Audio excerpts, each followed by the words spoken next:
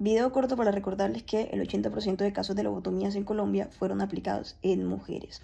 Sabemos que la lobotomía llegó a Colombia aproximadamente en 1942 y llega como la cura definitiva para los trastornos mentales, ¿no? Siendo esta una serie de procedimientos en el que se introducía por la cuenca del ojo una especie de herramienta parecida como un martillo quirúrgico, algo así.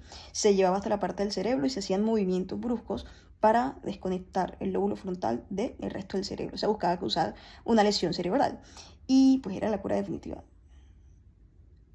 Eh, Ahora, ¿por qué el 80% de casos son mujeres? Porque pues acusar a una mujer de loca en esa época era muy fácil, o sea, eran las locas de la época. Acusarla de un trastorno mental, llevarla al psiquiátrico, lo hacía su marido, su hermano, su tío, su primo, y simplemente porque ella tenía conductas que no se aplicaban a los estereotipos de la época, no a los estándares de la época. ¿Quiénes entraban allí? Mujeres que fueran desatendidas con su hogar, que no estuvieran tan pendientes de su marido, mujeres con un carácter muy independiente, solteras, divorciadas, mujeres con depresión posparto, en aquellas que sufrieran excesivos dolores de cabeza, que fueran cantaletosas, o sea, que tuvieran este tipo de personalidad que los hombres consideraban contrarias al estereotipo sumiso y obediente. Y de hecho, diferentes artículos hacen la comparativa de cómo al hombre que se le acusaba de un trastorno mental o se le llevaba a un psiquiátrico o a este tipo de entidades, pues se le llevaba con la acusación de un hecho en concreto, ¿no? E hizo esto, atentó contra alguien, etcétera, y era llevado por las autoridades competentes, mientras que a la mujer simplemente se le acusaba por estas conductas irregulares dentro de su hogar y podía ser llevada por cualquier familiar. Eso sí, la lobotomía era como el último tratamiento aplicado, ¿no? Porque antes de eso, pues se aplicaban otra serie de tratamientos como el uso de insulina y cardiazol para provocar convulsiones y que el paciente despertara, la paciente despertara después mucho más tranquila.